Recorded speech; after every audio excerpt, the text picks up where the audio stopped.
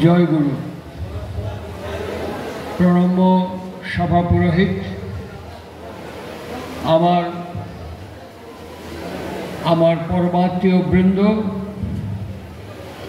আশ্রমিক এবং আশ্রমিকাগণ, আমার সহকর্মী, সহযোদ্ধা, সতীর্থ সতীর্থাগণ এবং যারা এই উৎসবকে সফল সার্থক করে তোলবার জন্য প্রত্যক্ষে এবং অপ্রত্যক্ষে সর্বপ্রকার সানুকম্পী সহমর্মী সহায়তা প্রদান করেছেন তাদের পরিবারের প্রতি প্রত্যেকের,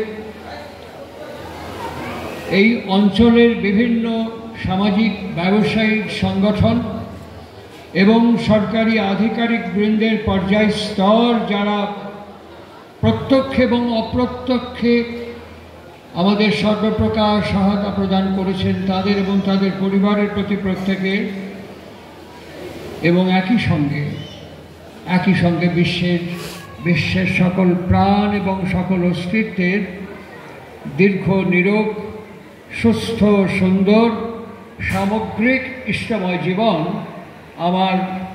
আমার গুরুদেব শ্রী শ্রী ঠাকুরের সেই চরণে আমি আন্তরিক অমলিন অকৃত্রিম অকপটতার সাথে প্রার্থনার চেষ্টা করি।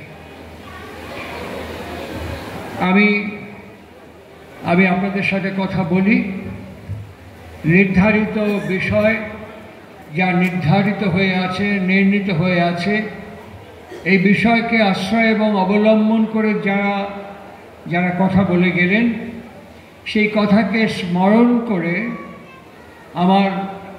আমার উচ্চারিত শব্দের সাথে আপনারা নিজেরা মালা গেঁথে নেবেন।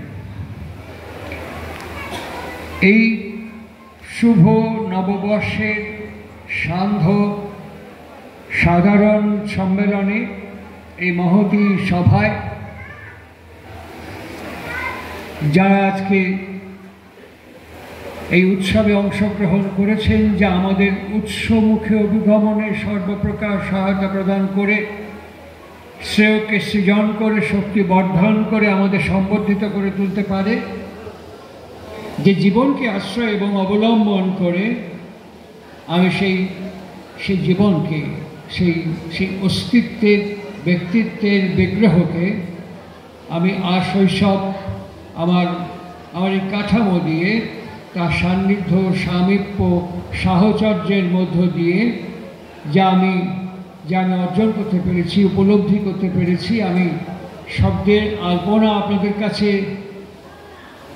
কাছে নিবেদন করি। আপনারা সেই আলপনার উপর দিয়ে হাঁটতে হাঁটতে চলুন এই তীর্থভূমি, কর্মভূমি, সাধন ভূমি থেকে আমরা তার পবিত্র আবির্ভাব ভূমিতে ফিরে যাই। আমি গত 8ই এপ্রিল, আজকে 14ই এপ্রিল, আমি গত 8ই এপ্রিল তার এই পূর্ণ আবির্ভাব ভূমি থেকে আমার দেশে ফিরে এসেছি দীর্ঘ পরিক্রমার পর। আবার আপনাদের নিয়ে যায় সেই পূর্ণ তীর্থভূমি হিমায়তপুর, যেখানে 136 বছর আগে তিনি মানুষী তনুকে আশ্রয় করে আমাদের কাছে আবির্ভূত হয়েছিলেন। চলুন ফিরে যাই হিমায়তপুর। শ্রী শ্রী ঠাকুর জননী মনমোহিনী দেবী, শ্রী শ্রী মনমোহিনী দেবী হঠাৎ একদিন শ্রী শ্রী ঠাকুরকে হাত ধরে শাসনের ভঙ্গিতে বলেছেন, তুই ওর সাথে মেলামেশা করবি না, তুই ওর কাছে যাবি না, ওর সাথে মেলামেশা করবি না। ঠাকুর জিজ্ঞাসা করেছেন কেন? বললেন ও চরিত্র ভালো নয়, স্বভাব ভালো নয়, জীবন ভালো নয়, তুই যদি ওর সাথে মেলামেশা করিস তুই ক্রমান্বয়ে খারাপ হয়ে যাবে, ইত্যাদি ইত্যাদি। মা যেমন স্নেহ থেকে সন্তানকে শাসন করে সংশোধনের জন্য, স্বাভাবিক পার্থিব প্রাকৃতিক পরিবেশের মধ্যে জননী শ্রী শ্রী মনমোহিনী দেবীও তার সন্তানের প্রতি সেই স্বাভাবিক শাসনই প্রবর্তন করবার চেষ্টা করেছে। এইখানেই আমাদের জাগতিক জীবনের সাথে, আমাদের পার্থিব প্রাকৃতিক জীবনের সাথে কোথায় কেমন করে আমাদেরই মতো দুহাত দুকান দুচোখ দু পাওয়ালা একটা অস্তিত্বের ব্যক্তিত্ব কেমন করে অধরা, না ছোঁয়া, না চেনা, না জানার মতন, রবীন্দ্রনাথের ভাষায় বলতে ইচ্ছা করে, অনন্ত হয়েছ ভালোই করেছ, থাকো থাকো অনন্ত হয়ে, ধরা যদি দিতে ফুরাইয়া যেতে। এই যে অফুরান সামুদ্রিক ব্যক্তিত্বের অস্তিত্ব কেমন করে আমাদের কাছে শক্তিকে, তার জীবনকে উন্মোচন করেন আমাদের মতো মানবিক লীলা মাধুর্যের মধ্য দিয়ে। তিনি তার মাকে দুহাত দিয়ে ধরে বসিয়ে বললেন, শোন শোন মা শোন, খুব স্বাভাবিক কথা, খুব খুব খুব প্রাকৃতিক, প্রাঞ্জল, সহজ সরল কথা। শোন মা, তুই যার কথা করছিস কিশোরী, আমার বন্ধু, কিশোরীর যদি শক্তি বেশি থাকে তাহলে তুই ধরেই নে তোর ছাওয়াল কিশোরীর জলে চলে গেছে। আর তোর ছাওয়ালের শক্তি যদি বেশি থাকে তুই ধরেই নে কিশোরী তোর ছাওয়ালের দলে চলে আসিছে। তুই এ নিয়ে তো ভাবিস কেমন? এই কথার কোনো উত্তর সেদিন জননীর জিহ্বায় ছিল না। তিনি হাঁ করে তার ওই পত্রের দিকে তাকিয়েছিলেন, ভাবছিলেন কে এ, কি এ, কেমন এ। পরবর্তী পরিক্রমার পরবর্তী স্তরে গিয়ে আমরা দেখি সেই কিশোরী শ্রী শ্রী ঠাকুরের মন্ত্র শিষ্যত্ব প্রাপ্ত হয়েছিলেন, এবং সেই মন্ত্র শিষ্যত্ব প্রাপ্ত হওয়ার সঙ্গে সঙ্গে কিশোরীর জীবনে ভক্ত এবং ভগবানের মাধুর্যমণ্ডিত লীলায়িত জীবনকে যদি আমরা সন্দর্শন না করি, প্রত্যক্ষ না করি, আস্বাদন না করি, তাহলে পরে মাধুর্যমণ্ডিত লীলায়িত জীবনের রসকে আস্বাদন করতে পারবো না। তুই বারবার তার লীলায়িত মাধুর্যমণ্ডিত কীর্তনকে আমাদের শ্রবণ করতে হয়, কেননা শ্রবণ মঙ্গলম। আর শ্রবণ মঙ্গলম কেন? এর ফলে আসে অনুকূল কথা রুচি, বাসুদেব কথা রুচি। এই রুচিবোধ আমাদেরকে অনুপ্রাণিত এবং উৎসাহিত করে, উদ্বেলিত করে তুলতে সহায়তা করে। এই কিশোরী মোহনের সঙ্গে আমার দীর্ঘদিন 1975 সাল পর্যন্ত সঙ্গ করা প্রফেসর পঞ্চানন সরকার, এই প্রফেসর পঞ্চানন সরকার কিশোরী মোহনের সঙ্গে হেমায়তপুরের মাটিতে গল্প গুজব আলাপ আলোচনা করছেন। একদিন হঠাৎ কিশোরী মোহন পঞ্চানন্দাকে বললেন, পঞ্চানন্দা, আপনাকে আমার বাড়িতে একদিন নিয়ে যাবো। কেন নিয়ে যাবো? এই কারণে আমার বউয়ের রান্না আপনাকে খাওয়াবো। তাই কী খাওয়াবেন? আমার বউ খুব ভালো অরহর ডাল রান্না করতে পারে, একদিন আমার বউয়ের রান্না আপনাকে খাওয়াবো। তখন পঞ্চানন্দ বলেন, বেশ যাবো। দিনক্ষণ ঠিক হলো। পঞ্চানন্দাকে নিয়ে কিশোরী মোহন তার বাড়িতে ঢুকতে উঠোন থেকে ডাক দিয়ে বোঝে, শোনো, আমি সদ্য পঞ্চানন্দাকে নিয়ে এসছি, তুমি পঞ্চানন্দার জন্য একটু মুগের ডাল রান্না করো। পঞ্চানন্দা ফিস করে কিশোরীদের কানে বলছে, মুগের ডাল কেন? আপনি আমাকে কিছু করে আগে বললেন অরহর ডাল খাওয়াবেন। সঙ্গে সঙ্গে কিশোরী মোহন পঞ্চানন্দার কানে কানে বলছেন, আরে মশাই, এই এতদিন এই মানুষটির সঙ্গ করে এই পদটা অর্জন করতে পেরেছি। আমি যা বলি আমার বউ তার উল্টো করে, আমি যা বলি আমার বউ ঠিক তার উল্টো করে। ওই জন্য উল্টো করে বললে আমি যা বলেছি বউ ঠিক সোজাটা করবে। জানেন, আপনি খাবার পাতে ঠিক আপনি অরহর ডালই পাবেন। এই যে কি বললে কি হয়, কেমন বললে কি হয়, ঠাকুর একটা শব্দের মধ্যে বলতেন, যা করলে যা হয় তা করলে তাই হয়। এই যা করলে যা হয় তা করলে তাই হয়, এই শব্দটিকে আমরা খোসা ছাড়িয়ে আস্বাদনে, অনুভবে, উপলব্ধিতে প্রবর্তন করতে না পারার জন্য বারবার হোঁচট খেয়ে পড়ি। এই পঞ্চানন্দ খেতে বসে দেখছে অরহর ডাল, কিশোরী মোহন তাকে বলছে, কি পঞ্চানন্দ মিলল? বলে হ্যাঁ মিলল। শ্রী ঠাকুর অনুকূল চন্দ্রের যে তীক্ষ্ণ ধী আমরা অনুভব করতে পারি। আমাদের সামনে তো মানুষ এসে দাঁড়ায়, আমাদের সামনেও মানুষ এসে কথা বলে, কিন্তু এই দীর্ঘ আমরা বলি সৎসঙ্গ নয়। কতগুলো জায়গায় শব্দগত ভুল হয়ে যায়। ঠাকুর বাংলা ভাষা, তাপস বলছিল কিছুক্ষণ আগে, বাংলা শব্দকে নিয়ে তিনি জগিং করেছেন আমাদের কাছে, রীতিমতো জগিং করেছেন। দেখবেন তাঁর লেখা প্রত্যেকটি চিঠির শেষে লেখা দিন আমি, এবং সত্যানুসরণ খুলে দেখবেন লেখা আছে দিন হওয়া অর্থ নোংরা সাজা নয় কো। এই দিন শব্দটি কি শব্দ?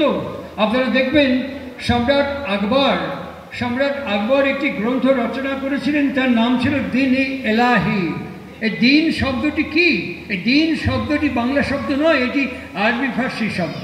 ঠাকুর এরকম বহু শব্দের সম্মেলন করে তৎসম তদ্ভব সম্যের সম্মেলন মিলিয়ে দিয়ে আরবি ফার্সি শব্দকে একত্রিত করে বাংলা ভাষাকে সমৃদ্ধ করেছেন, অসম্ভব অসাধারণ সমৃদ্ধ করে তুলেছেন।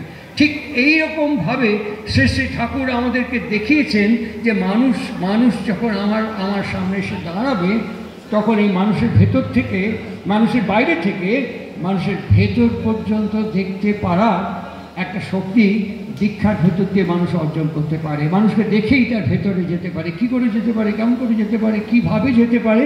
ছোট্ট একটি শব্দ অনুশ্রুতি বাণীগ্রন্থে ছড়ার মধ্যে তিনি বলেছেন, চলা বলাই বলে দেয়, চলা বলাই বলে দেয় কেমন মানুষ কি বা চায়। এই চলার বলা, হাত নাড়া, পা নাড়া, কথা বলা, ঠোঁট নাড়া, তাকানো, মনির এপাশ ওপাশ যাওয়া আসা, এই প্রত্যেকটি বিষয়কে ভালো করে অবজার্ভ করে কে? ফিজিশিয়ান, চিকিৎসক, ডক্টর ভালো করে দেখেন। শ্রী শ্রী ঠাকুর এই যে তাপস ঋত্বিকতার কথা বলছিল, এইখানেই শ্রী শ্রী ঠাকুর উচ্চারণ করছেন, মাই ঋত্বিকস আর সাইকোফাইটার্স, আমার ঋত্বিক কর্মী বাহিনী হবে মনোযোদ্ধা। এই মনের এক্সরে করা যায় না, এই মনের আল্ট্রাসোনোগ্রাফি করা যায় না, এই মনের এমআরআই ইউএসজি করা যায় না, যেমন বাতাসের করা যায় না। কি করা যায়? ফিল করা যায়। আর মন কখন, কেমন, কি রকম, কি অবস্থায়, কোন স্টেজে বাস করছে, একে বুঝতে পারা যায় কি করে? তাই আমাদের আর্য ভারতীয় ঋষিগণ পূজার মধ্যে মুদ্রা প্রবর্তন করেছেন, ন্যাসের প্রবর্তন করেছেন। ইহা গচ্ছ, ইহা গচ্ছ, ইহ তিষ্ঠ, দিস আর অল মুদ্রা। পূজনীয় ঋতিকাচার্য দেব কৃষ্ণ প্রসন্ন ভট্টাচার্য শ্রী শ্রী ঠাকুরকে জিজ্ঞাসা করছেন, মুদ্রা বলতে কি বুঝবো?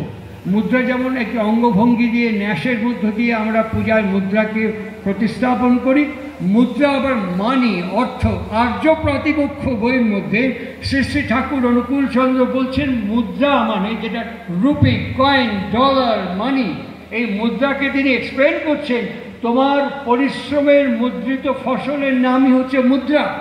তার দিব্য জীবনকে, তার আলোকিত জীবনকে আমাদের নিত্য ব্যবহারিক জীবনের মধ্যে, প্রায়োগিক জীবনের মধ্য দিয়ে আমরা যখন আনফোল্ড করতে থাকবো, তখন বুঝতে পারবো মুদ্রা, টাকা যাকে বলি, রুপি, ডলার যাকে বলি, শ্রী শ্রী ঠাকুর বলতেন এইটি তোমার পরিশ্রমের মুদ্রিত স্বীকৃতি। 100 টাকা পেলাম, আমার পরিশ্রমের ফসল 100 টাকা, দোকানে দিলে 100 টাকা জিনিসই পাবো। আবার মুদ্রা মানে ইহা গচ্ছ, সংস্থাপনী মুদ্রা, সংহার মুদ্রা।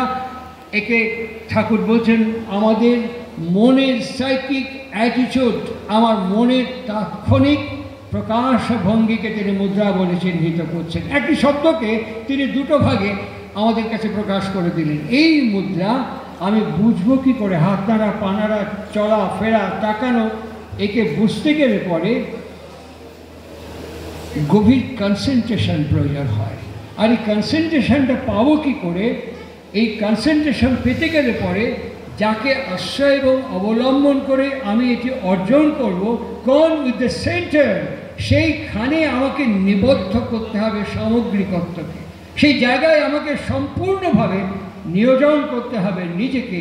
আর সেইখান থেকে আমি একটু একটু করে আর্ন করতে পারবো, বুঝতে পারবো। আমাদের সৎসঙ্গের জেনারেল সেক্রেটারি ছিলেন জ্ঞানেন্দ্র বিকাশ গোস্বামী।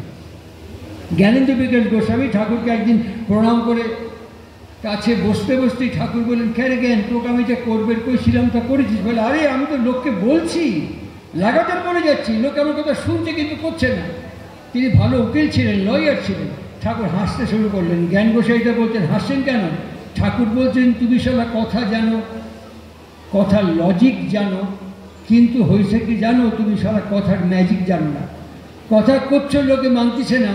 কথা জানো, কথার লজিক জানো, কিন্তু কথার ম্যাজিক জানো না। এই ম্যাজিকটা জানতে গেলে পরেই ভেতরে এবং বাইরে যদি আমার অনায়াস যাতায়াত না থাকে, তাহলে বুঝতে পারবো না। এই যে ঠাকুরের কথাটি বললাম, এর অ্যাপ্লিকেশন কোথায়, এর ইমপ্লিমেন্টেশন কেমন, এর ডেমনস্ট্রেশন কেমন যদি বুঝতে হয়, আবার তো ফিরতে হয় শ্রীলীলায়িত মাধুর্যমণ্ডিত জীবনে। শ্রী ঠাকুরের আবির্ভাব হিমায়তপুরে ঠাকুর বসে আছেন। বিধুভূষণ রায়চৌধুরী তার ছেলেকে হাত ধরে শক্তপোক্ত করে হাত ধরে ঠাকুরের সামনে দাঁড়িয়ে আছে। শ্রী ঠাকুর কথা বলতে বলতে এই চোখ দিয়ে ওই বাচ্চাটির দিকে তাকাচ্ছেন আর কথা বলছেন, গল্প করছেন, সবার দিকে কথা বলতে বলতে হঠাৎ all of a sudden Bidhubhushan রাজের দিকে তাকিয়ে বলছেন, আমার কিছু খবর নাকি? বলে এই ছেলেটিকে নিয়ে এসছি ঠাকুর, একটা দিন যায় না যে এই ছেলেটির বিরুদ্ধে কোনো কমপ্লেন আমার কাছে আসে না। কি করি বলুন তো দেখি ঠাকুর? আমি নিয়ে এসছি আপনার কাছে, যদি একে রেখে দেওয়া সম্ভবপর হয়। ঠাকুর বসে ভুরু ড্যান করে নাচাচ্ছেন, আর বাচ্চাটা হিসেব নিকেশ করছেন, একদম নগদানক দিয়ে হিসেব নিকেশ করছেন। এই ভদ্রলোক ঠাকুর আমার বাবাজাকে বলতেন, এর কাছে যদি বাবা আমাকে রেখে যায় আমার লাভ হবে না লোকসান হবে। নগদানক দিয়ে হিসেব করছেন, ঠাকুর ভুরু নাচিয়ে যাচ্ছেন এরকম করে। তারপরে ফট করে ঝুঁকে গিয়ে বললেন, বুঝেছিস আমার এখানে শালা সব মাল মজুত রয়েছে, বুঝেছিস আমার এখানে শালা সব মাল মজুত রয়েছে। ঠাকুর এই কথাটি, ছোট্ট কথাটি ওই বাচ্চাটি, ওই শিশুটির অন্তঃকরণকে স্পর্শ করে ফেলল। সব মাল যদি থাকে তার ইচ্ছে মতো আমি নিয়ে নিতে পারবো। একটা কথার ভেতরে তিনি রস পেলেন, রসদ পেলেন, সঙ্গে সঙ্গে ঘাটটা কাজ করে বললেন, হ্যাঁ এটিকে প্রথম ঠাকুর বললেন না, ঠিক ঠাকুরের পূর্ববর্তী অবতার বরিষ্ঠ সমন্বয়াচার্য শ্রী শ্রী রামকৃষ্ণ বলছেন কাকে?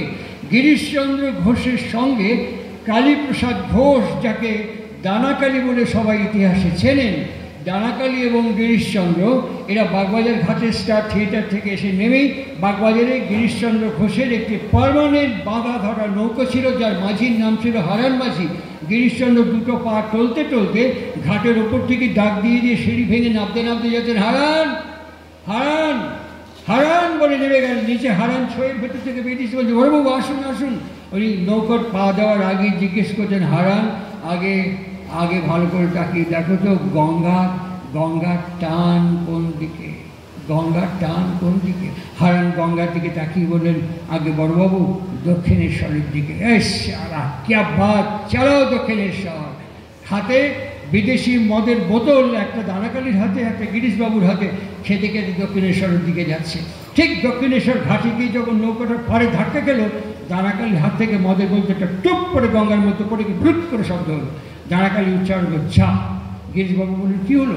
বলে মদের বোতলটা মাটিতে পড়ে গেল, আর মাল পাবো কোথায়? হঠাৎ কানে ভেসে হলো, সব মাল এখানে আছে। তাকিয়ে দেখে শ্রী রামকৃষ্ণ লাল পেরে ধুতি গলায় জড়িয়ে খালি গায়ে পাড়ে দাঁড়িয়ে গিরিশকে ঘাট থেকে নামাতে নামাতে উচ্চারণ করছেন, বুঝলে গা, সব মাল এখানে রয়েছে গো, সব মাল এখানে রয়েছে। দানাকালী বলছে, মাল আছে?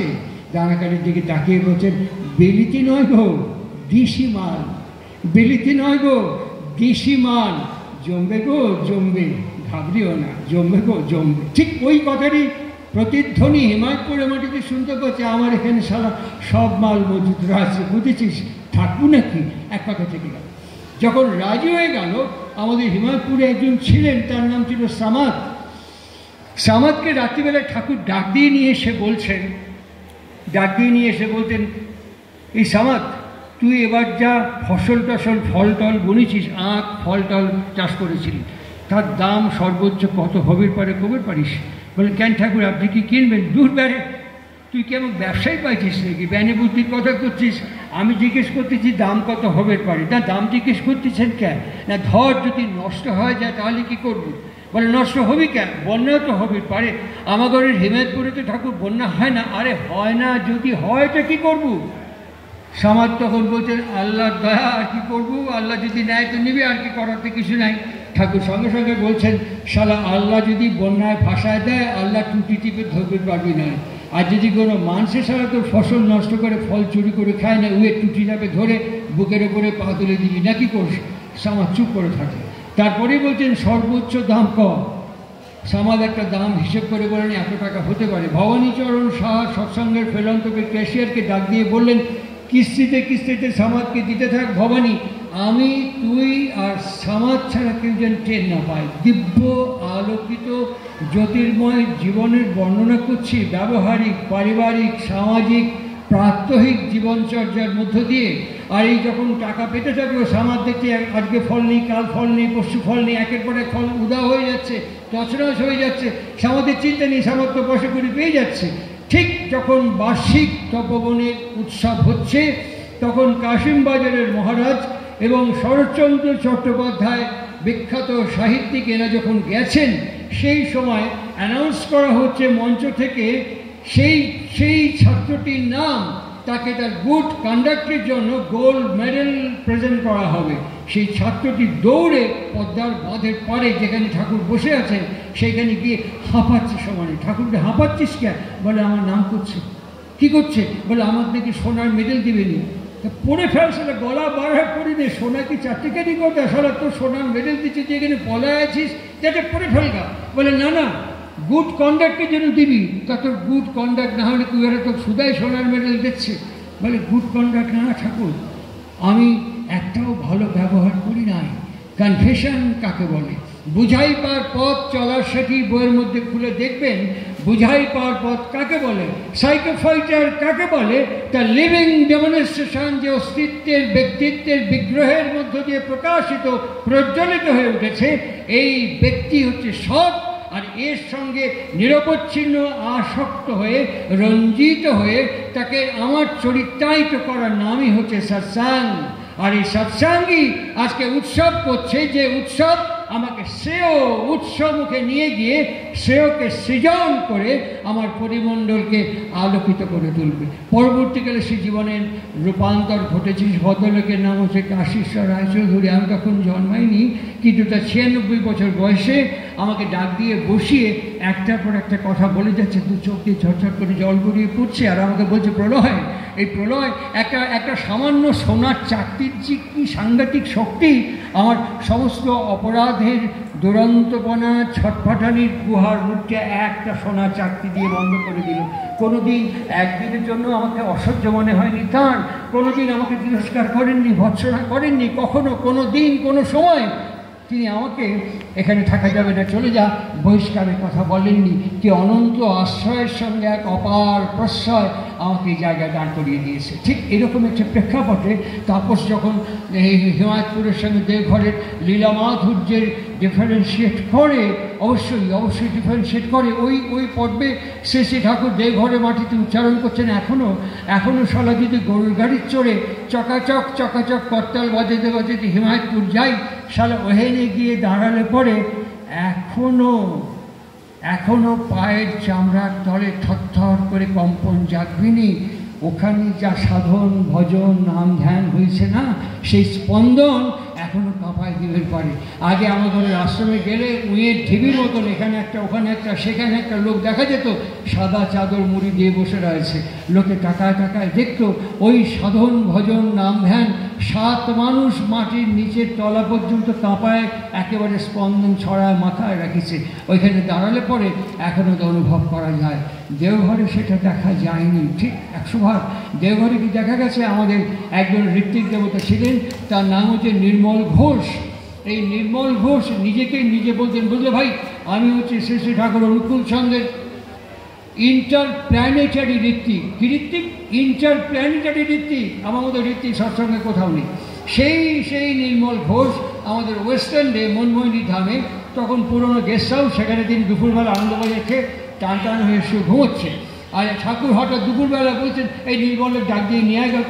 একজন গিয়ে বলছে, নির্মলদা ঠাকুর আপনাকে ডাকছে। সঙ্গে নির্মলদা শুয়ে উত্তর দিচ্ছেন, কেন তো শুনে আসুন কেন ডাকছে। আবার গিয়ে বলছেন, ঠাকুর আপনি নির্মলদাকে কেন ডাকছেন? বলো দরকার আছে। আবার গিয়ে বলেন, ঠাকুর বলছেন দরকার আছে, শুনে এসো কী দরকার। আবার ফিরে এসে বলছেন, ঠাকুরকে খুব দরকার, নিয়ে আয় গা।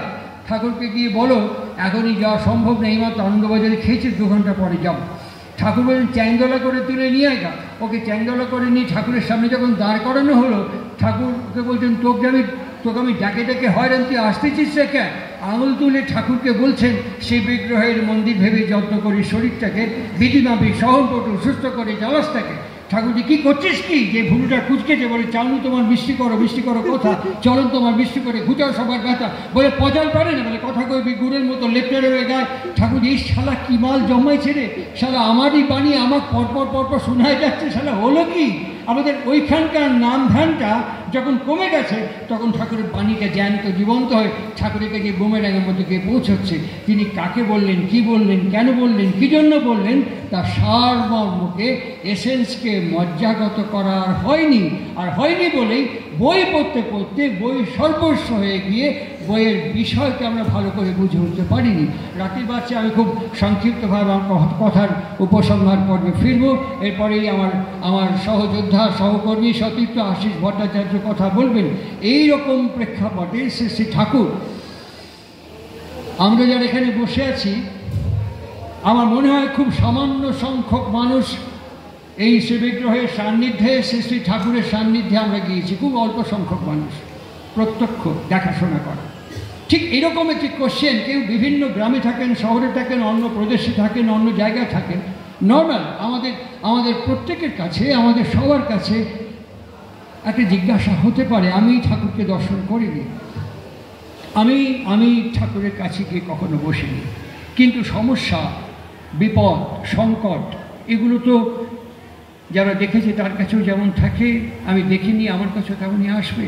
ঠিক এই র্যাশনাল কোশ্চেন একদিন শ্রী শ্রী ঠাকুর অনুকূলচন্দ্রের কাছে এক ভক্ত নিবেদন করে বলতেন, ঠাকুর আমি তো আপনার কাছে সবসময় থাকি না, অনেক দূরে থাকি। আমি যদি কোনো বিপদে পড়ি, আমি যদি কোনো সংকটে পড়ি, সমস্যায় পড়ি, আমি তো তখন বীজ নাম জপ করে আপনাকেই ডাকবো।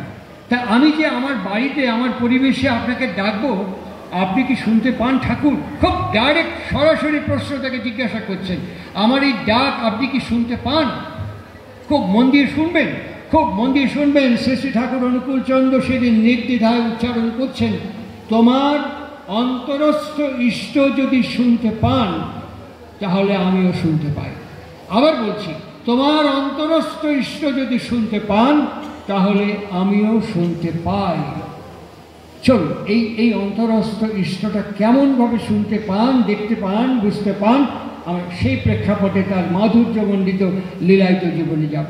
যেমন প্রফুল্ল কুমার দাস, দেবীপ্রসাদ মুখোপাধ্যায়, রেবতী মোহন বিশ্বাস, মণিলাল চক্রবর্তী প্রমুখ শ্রদ্ধেয় নমস্য প্রণম্য ব্যক্তিবর্গ ঠাকুরের বাণী লিখতেন। আরও একজন ছিলেন, তার নাম হচ্ছে নিখিল ঘোষদা। এই নিখিল ঘোষদাকে ঠাকুর একটা চিঠির ডিকটেশন দিচ্ছেন, ওইখানে বসে নিখিলদা লিখছেন। লেখার পরে প্যাডের থেকে পাতাটা ছিঁড়লেন, ছেঁড়ার পর তিনি ভাঁজ করছেন, ঠাকুর ঠুটনিতে এরকম করে হাত দিয়ে নিখিলদার ভাঁজ করা দেখলেন, খামের মধ্যে ভরতে যাবেন, ঠাকুর বলছেন ঠিক হল না, আমাকে নিয়ে নিলেন। নিয়ে ঠাকুরের ভাঁজ করাটা চিঠির আর এজ টু এজ ভাঁজ করলেন, ভাঁজ করে খামের মধ্যে ভরা পর্যন্ত একটা অসাধারণ প্রেজেন্টেশন। তিনি কখনো বললেন না তোরটা ভালো হয়নি, আমারটা ভালো হয়েছে। কথা বলা একটা আর্ট, একটা শৈলী। ঠাকুর নিখিল ঘোষকে খামটা দিয়ে বলছেন, আগেরটা ভালো ছিল না পরেরটা ভালো হলো। নিখিল ঘোষ ওই সবটা দেখার পর বলছেন এইটা ভালো হলো। তখন শ্রী শ্রী ঠাকুর বলছেন, প্রত্যেকটা কাজ তুই যাই করিস না কেন, প্রত্যেকটা কাজ যতটা সম্ভব নিখুঁত এবং সুষ্ঠু সম্পাদন করার চেষ্টা করবি। নিখিল ঘোষ জিজ্ঞেস করছেন এটা করলে কি হবে? শ্রী শ্রী ঠাকুর দুটো হাঁটুর উপরে দিয়ে ঝুঁকে গিয়ে বলছেন, তোর অন্তরস্থ ইষ্ট প্রীত হবেন, তোর অন্তরস্থ ইষ্ট প্রীত হবেন। আমি রান্না করছি, আমি ঘর ঝাড় দিচ্ছি, আমি কাপড় কাচ্ছি, আমি বিছানা পাচ্ছি। এই বিছানা পাতার কথায় একদিন আমাদের নন্দদুলাল ভট্টাচার্যদা এবং ধীরেন ভুক্তদা বিছানা পাততেন। 1 ঘন্টা সময় লাগতো ঠাকুরের বিছনা পাততে। সেদিন তারা ছিলেন না, অন্য কোনো এক ভক্ত বিছনাটা পেতেছেন, বলছেন ঠাকুর বিছনা পাতা হয়ে গেছে। ঠাকুর কোমরে হাত দিয়ে দাঁড়িয়ে বলছেন, বিছানা তো পাতা হয়েছে মনি, কিন্তু শয্যা রচনা হয় নাই। বিছানা পাতা হয়েছে কিন্তু শয্যা রচনা হয়নি। সুতরাং এই যে প্রত্যেকটি কাজ যখন আমি সুষ্ঠুভাবে সম্পাদন করব, করেই আমার ঘরে তার প্রতিকৃতির দিকে তাকিয়ে যদি আমি বলি, ঠাকুর আমি তোমাকে দেখিনি, ঠাকুর আমি আমার মতন সংস্কার নিয়েই তোমার বিছানাকে পাতলাম, তোমার এই কাজটি করলাম, আমার অন্তরে থেকে তুমি কি প্রীত হয়েছ ঠাকুর? আমার ভেতর থেকে সাড়া আসবে। খুব ফার্মলি বলছি, ভেতর থেকে সাড়া পাবেন, আর সঙ্গে সঙ্গে বুঝতে পারবেন আমার অন্তরস্থ প্রীত হয়েছে। সংকটে, সমস্যায়, দুর্যোগে, বিপদের মধ্যে যখন হাত পেতে বলবেন, ঠাকুর আমি এর মধ্যে পড়েছি, তুমি শুনতে পাচ্ছ। এই অভ্যাস যদি ক্রোনোলজিক্যাল আমার হ্যাবিটের মধ্যে দিয়ে থাকে, ক্যারেক্টারের মধ্যে থাকে, আমি যখন যে অবস্থায় যেখানে হাত পেতে ডাক দেবো, তিনি সেখানে প্রীত হয়ে আমার সমস্যাকে সমাধান করবেন। আর আমি যদি কিশোরী মোহনের মতো একটা বেনেবুদ্ধি করি। কি বেনেবুদ্ধি? ঠাকুর হঠাৎ একদিন কিশোরীর বাড়িতে হাজিরে বলছেন ডাক্তার। উনি ডাক্তার বলে, ডাক্তার। কিশোরী মোহন সেদিন হোমিওপ্যাথি প্র্যাকটিস করতেন, রোগী নেই, পশান নেই, ফাঁকা, আঙুল চুষতে বসে বসে তিনি এসেই বললেন, ডাক্তার। আরে বসে বসে বসে বসে বসার সঙ্গে সঙ্গে বলছেন, ডাক্তার আমার শালা মালপো খাওয়াও। হ্যাঁ, মালপো খাওয়াও? মালপো খাওয়াবো? আমার তো শালা আজকে 1 পয়সা রোজগার হয়নি, আমি মালপো খাওয়াবো কোন থেকে? ঠাকুর হাতের দিকে তাকে, ওই তো শালা তোমার আঙুলে সোনার আংটি রয়েছে, দোকানে বন্ধক দিলেই সেটা টাকা বাড়ায় আসবে, ওই দিয়ে মালপো কিনে খাওয়াও। কিশোরী মোহন বিরক্তি না করে সোনার আংটি স্যাকরার দোকানে বন্ধক দিয়ে টাকা নিয়ে ঠাকুরকে মালপো খাইয়ে ঠাকুর দিয়ে চলে গেলেন। কিশোরীর ওখানে মাছির মতন পিলপিল করে পিঁপড়ের মতন রুগী পোশাক শুরু হলো। ওই সোনার আংটি দোকান থেকে বন্ধক ছাড়িয়ে নিয়ে আসলেন। বেশ কিছুদিন চললো। কিশোরী মোহন খুব নিশ্চিন্ত হয়ে, ঠাকুর তখন সিগারেট খেতেন, ক্যাপস্টেন সিগারেট কৌটো ভরা। পাবনা শহর থেকে 2 কৌটো ক্যাপস্টেন সিগারেট নিয়ে এসে বলছেন, ঠাকুর এই যে 2 প্যাকেট 2 কৌটো সিগারেট দিয়ে গেলাম। ঠাকুর রেখে দাও ডাক্তার, ওখানে রাখে যাও। ওই টেবিলের ওপর রেখে দিয়ে কিশোরীতে চেম্বারে বসে আছেন। এবার আবার পিঁপড়ের মতো শাড়ি দিয়ে আসবে। সেই দিন আর কোনো লোকজন আসে নাই, কোনো রুগীপত্র প্রসারপত্র আসে নাই। অবাক হয়ে সন্ধেবেলা গিয়ে বলি, এটা কেমবা হলো কত দেখি? বলে কি? বলে তখন দোকানে বন্ধক দিয়ে তোমাকে মালপো খাওয়ালাম, শালা টাকা আসতেইছে পদ্মা ঢেউয়ের মতো, আর স্বেচ্ছায় শহর থেকে 2 কৌটো ক্যাপস্টেন দিয়ে দিলাম, শালা কোনো টাকা বলি আমদানি নাই, এটা কেমবা হলো ঠাকুর কত?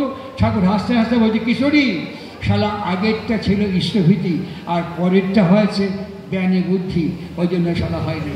তাহলে আমার ইষ্টভীতি কী আর আমার জ্ঞানী বুদ্ধি কী, একে ডিস্টিংগুইশ এবং ডিফারেন্ট করার বোধ, বুদ্ধি, চেতনা যদি আমার না থাকে, আমার স্বার্থে যদি করতে থাকি, তাহলে হয়তো নাও মিলতে পারে, অন্তরস্পৃষ্ট নাও হতে পারে।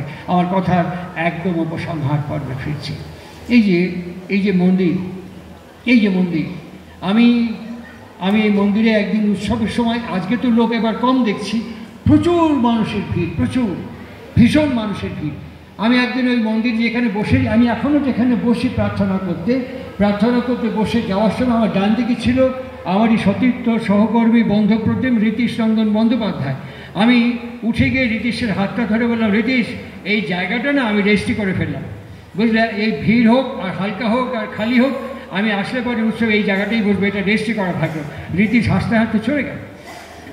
আমি যতবার এখানে এসছি, অনেক মানুষ ওখানে বসে, আমি যখন আসি সরে গিয়ে জায়গা করে দেয়।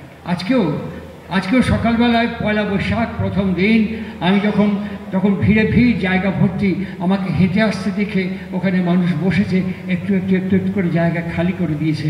আমি ওখানে বসতে ঠাকুরের দিকে তাকিয়ে বললাম, ঠাকুর এত ভালোবাসা এখন এখানে আছে, এত টান আমার প্রতি এখনো আছে, আমার প্রতি মানুষ কখন এসে তার জায়গাটা নিয়ে বসেছে প্রার্থনা করার জন্য। আমি কত দেরিতে শেষ মুহূর্তে এসে প্রবেশ করছি, তবুও আমাকে এত ভালোবাসে ঠাকুর, এত ভালোবাসে।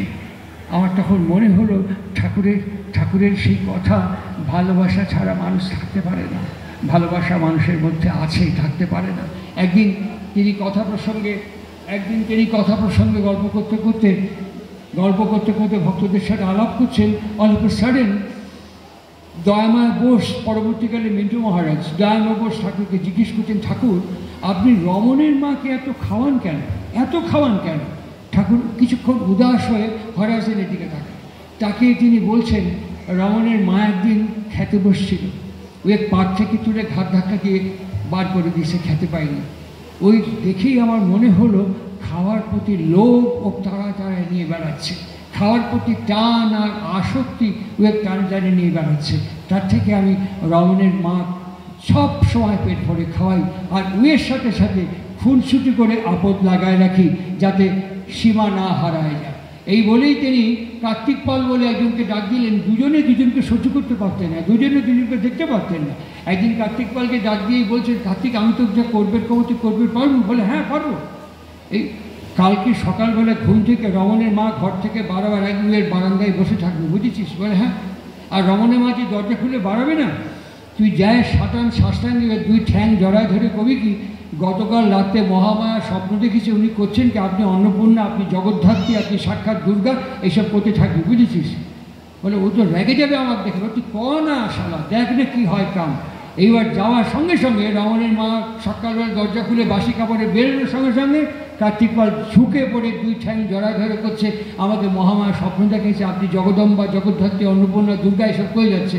রমণীর মা ঠ্যাং ছাড় বলে আগের মতো খিটখিটি তিরিক্ষি মেজাজটা হারায় নিয়ে, পাটা ছাড়াই নিয়ে কাপড়টা একটু তুলে খুব হন্তদন্ত হয়ে ঠাকুরের কাছে আসে। ঠাকুর কেন রমণীর মা সারা সকাল সকাল ছুটে আসতেছিস, কাম কি হলো? বলে কাম কি ঠাকুর, কার্তিককে যত খারাপ মনে করেছিলাম কার্তিক শালা অত খারাপ না, বুঝেছেন? শালা আজ সকালে আমার ঠ্যাং জড়ায় ধরে করছে কি আমি নাকি জগদম্বা, জগদ্ধাত্রী, মহামায়া ঠিক করছে শালা। এখন আমি বুঝতে পারছি মানসিক যত খারাপ ভাবা যায় মানুষ কিন্তু আসলে অত খারাপ না, বুঝেছেন? ঠিক এই কথাটি দীক্ষার তাৎপর্য এবং ফসল। আমি যে দিব্য জীবনের সাহচর্য সঙ্গ করছি এটা তার প্রকাশমানতা।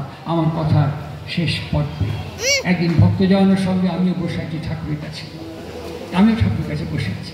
ঠাকুর হঠাৎ এই অভিযোগ আপনার ওর বিরুদ্ধে ওর, তার বিরুদ্ধে ওর, ওর বিরুদ্ধে তার বিরুদ্ধে হচ্ছে, এরকম একটা দিন কেটে গেল। তখন আমাদের আশ্রমে দেওঘরে একটা উল্লুক নিয়ে আসা হয়েছিল। উল্লুক সমানে চিৎকুর পারে, উল্লুকটা দিনে রাতে 24 ঘন্টা চিৎকার করে। আমাদের সৎসঙ্গের সভাপতি প্রণম্য ব্যক্তিত্ব সুশীল চন্দ্র বসু তিনি এসে ঠাকুরের কাছে একটা জলচকিতে বসলেন। বসবার পরে তিনি বেশ বিশিষ্ট কিছু মানুষ সম্পর্কে ঠাকুরের কাছে অভিযোগ জানালেন, বিশিষ্ট কিছু মানুষ সম্পর্কে। ঠাকুর চুপ করে শুনলেন এবং এই শোনবার পর দীর্ঘ সময় বলার পর ঠাকুর একটাও শব্দ খরচ করেননি, সব শুনলেন। শোনবার পর শ্রী ঠাকুর সুশীল বসুদাকে বলছেন আপনি এক কাম করবেন, পারেন? বলে হ্যাঁ বলুন। এই যে উল্লুকটা সুশীলদা তখন বলেন বড্ড বিরক্ত করে, অসম্ভব চিৎকার করে এবং মনে মনে আশ্রমের মধ্যে একটা মেরুকরণ হয়ে গিয়েছিল, আশ্রমে উল্লুক রাখার প্রয়োজন কি? আবার কিছু কিছু মানুষ ভাবছেন আশ্রমে উল্লুক রাখা ভালো, পশু পাখির ভাব ভঙ্গি ভাষা শেখার একটা সুযোগ থাকবে। দুরকম মত জলঙ্গি এবং ভাগীরথীর মতো আশ্রমে বয়ে যাচ্ছে। সুশীলদা ওই আশ্রমের উল্লুকের চিৎকার অত্যন্ত বিরক্ত, উনি প্রকাশ করে ফেললেন উল্লুকটা বড্ড বিরক্ত করে। যেই বললেন ঠাকুর বললেন আমি এক কাম করবে পারবেন? বলে কি? আপনার সময় মতো সুবিধে মতো 7 দিন ওই দূর থেকে উল্লুকটা অবজার্ভ করে দেখবেন তো, উল্লুকটা ভালো করে অবজার্ভ করে আবার 7 দিন পর পাবেন তো। 7 দিনের মধ্যে ঠাকুর একটাও কথা বলেননি, উনি এসছেন গেছেন। 7 দিন পর 8 দিনের দিন সুশীল বসুদে এসে দেখছেন যাদের সম্পর্কে তিনি অভিযোগ ঠাকুরকে জানিয়েছিলেন তারা ঠাকুরের চারপাশ ঘিরে বসে আছে। আর ঠাকুর তখন বুঝলেন সুশীলদা যা সবচেয়ে সিক্রেট তা সবচেয়ে ওপেনলি বলা ভালো, যা সবচেয়ে গোপন তা সবচেয়ে খোলাখুলি পাওয়া ভালো। এই বলেই বলছেন উল্লুকটা কি দেখলেন কন্ত? সুশীলদা তখন বলছেন উল্লুকটাকে মনে করতাম একই রকম চিৎকার করে, কিন্তু না ঠাকুর, একই রকম চিৎকার করে না। শীতের সময় একরকম, ঘুমানোর সময় একরকম, লোকজন বিরক্ত করলে একরকম, বিভিন্ন সময় তার যে চিৎকারের ডিগ্রি অফ ভাইব্রেশন এগুলো ভ্যারিয়েশন হয়, বিভিন্ন সময় বিভিন্ন রকমের স্বর, সুর এবং ধ্বনি তরঙ্গ। ঠাকুর হাতটা ঝুঁকি দিয়ে দেখেছেন শালা একটা ইতর নিকৃষ্ট জানোয়ার, একটা উল্লুক আপনি 7 দিন অবজার্ভ করতে করতে ধরে ফেলাইছেন শালা, একই রকম চিৎকুর না কিন্তু অ্যাপারেন্টলি একই রকম মনে হয়।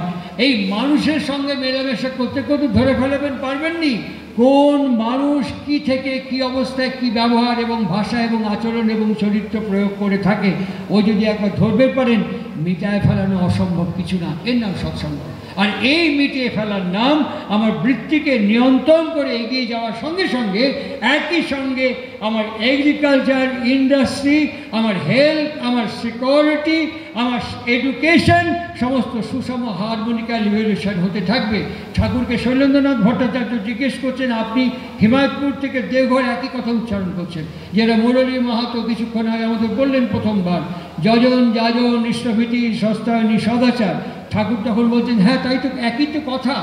তখন সঙ্গে সঙ্গে বললেন এখন ইউরোপ জুড়ে প্রগ্রেসিভ মুড, ইন্ডাস্ট্রিয়াল ট্রেন্ড এবং প্রগ্রেসিভ মুড। ঠাকুর বললেন আপনি তুই কী করলি? ইন্ডাস্ট্রি। ঠাকুর সঙ্গে সঙ্গে বললেন এখনই ডিকশনারি দেখ, এবং ওই ডিকশনারি খুলে দেখা গেল industry comes from two air.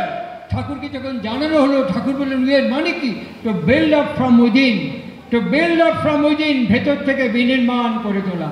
ঠাকুর সঙ্গে সঙ্গে শৈলেন্দ্রকে বললেন যে ওই তো আমি তো সারা তাই করছি, মানুষ যত ভেতর থেকে বিনির্মিত হয়ে উঠবে নর্মালি সব আপসে ঠিক হয়ে উঠবে।